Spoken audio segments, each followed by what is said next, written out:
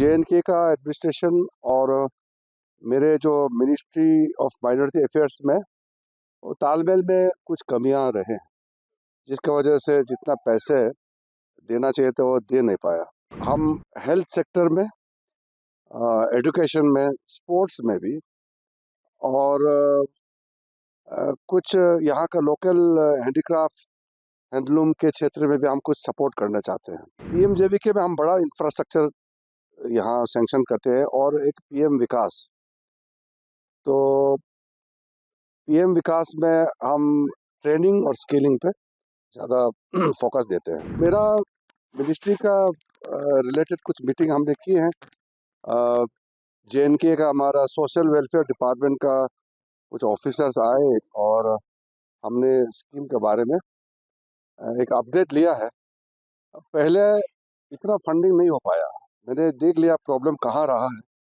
यहाँ JNK का administration और मेरे जो मिनिस्ट्री ऑफ माइनॉरिटी अफेयर्स में वो तालमेल में कुछ कमियां रहे, जिसकी वजह से जितना पैसे देना चाहिए था वो दे नहीं पाया और पोर्टल में अपलोड करके स्कीम्स को फिर कंसिडर करना होता है। आज मैंने जो देखा है, हम हेल्थ सेक्टर में, एजुकेशन में, स्पोर्ट्स में भी और कुछ यहाँ का लोकल हैंडीक्राफ्ट हैंडलूम के क्षेत्र में भी हम कुछ सपोर्ट करना चाहते हैं।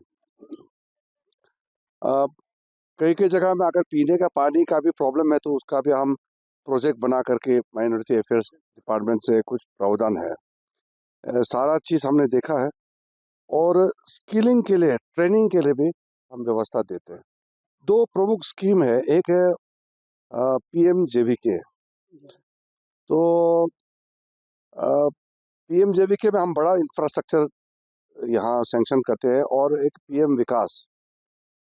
तो PM विकास में हम ट्रेनिंग और स्किलिंग पे ज़्यादा फोकस देते हैं।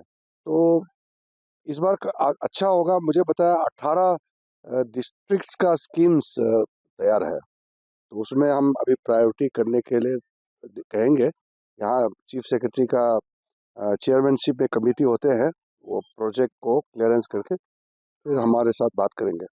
तो रिकॉर्ड नंबर्स ऑफ स्कीम्स हम जम्मू कश्मीर को दे सकते हैं इस बार। सर, आपने हैंडीक्राफ्ट हैंडलूम की बात की है, जैसे हमें यहाँ कहानी हमें उसको यूनियन गवर्नमेंट ने ही वहाँ पे हैंडीक्राफ्ट विलेज बनाया।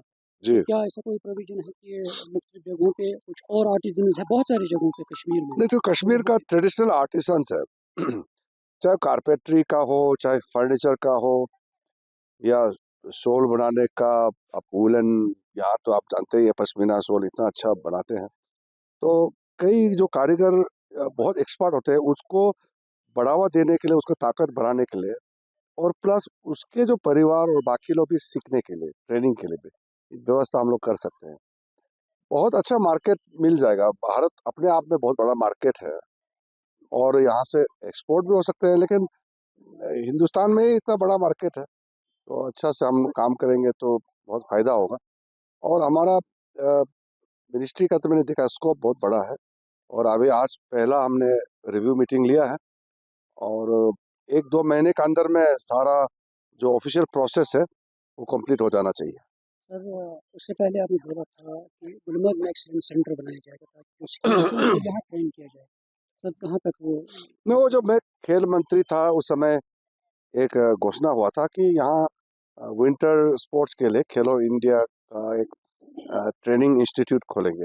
ये ज़मीन का कुछ इशू है, बाद में मुझे बताया गया है गुलमर्ग के अंदर में लैंड अलॉटमेंट अभी नहीं हो रहा है और बैन किया गया है, तो कोर्ट का मसला भी है। तो अगर ये सब क्लियरेंस होगा तो काम भी हो जाएगा।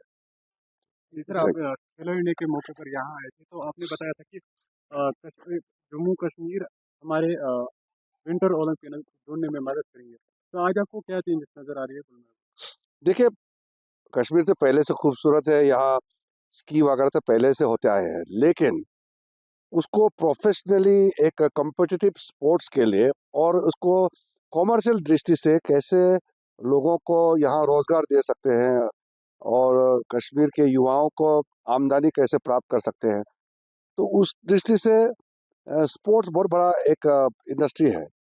तो उस समय जब खेलो इंडिया हमने शुरू किया विंटर गेम्स 2019 में, मैं यहाँ आकर के सब तैयारी की थी।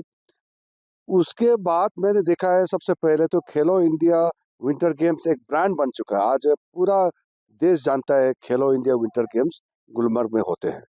तो हमने कहा कि ये विंटर स्पोर्ट्स का ये कैपिटल है, तो ये तो बहुत आगे बढ़ गया। और भविष्य में विंटर ओलंपिक्स में जैसे समर ओलंपिक्स होते हैं, तो उसके बराबर विंटर ओलंपिक्स होते हैं, तो उसमें कभी भी हिंदुस्तान का खिलाड़ी वहाँ अपना टैलेंट नहीं दिखा पाते हैं, एक मेडल भी नहीं जीतते हैं, पार्टिसिपेशन ही नहीं हो पाते। आगे चल करके बहुत हमारा विंटर गेम्स में क्षमता है, और जम्मू कश्मीर के बच्चे को हम आगे ओलंपिक्स में देखना चाहते हैं। तो खेलो इंडिया ये बहुत अच्छा प्लेटफॉर्म है, ये लोगों को अच्छा मौका मिलेगा। प्राइम मिनिस्टर साहब खुद इसको इतना खिलाड़ियों को सपोर्ट करते हैं, इनकरेजमेंट देते हैं। हालिया पार्लियामेंट सेशन जो हुआ उसमें टूरिज्म को फरोग देने के लिए कौन से इकदाम उठाए गए हैं, खासकर गुलमर्ग ये गंडोला कहा ना, फाइनेंस मंत्री ने बजट में घोषणा भी किया, नए 50 टूरिस्ट का डेस्टिनेशन चयन करके और नए सिरे से एक दुनिया में हिंदुस्तान को एक अट्रैक्टिव टूरिस्ट डेस्टिनेशन बनाने के लिए एक मिशन मोड में काम करेंगे। तो वो बजट में घोषणा भी हुआ है, तो कश्मीर तो रहेगा ही।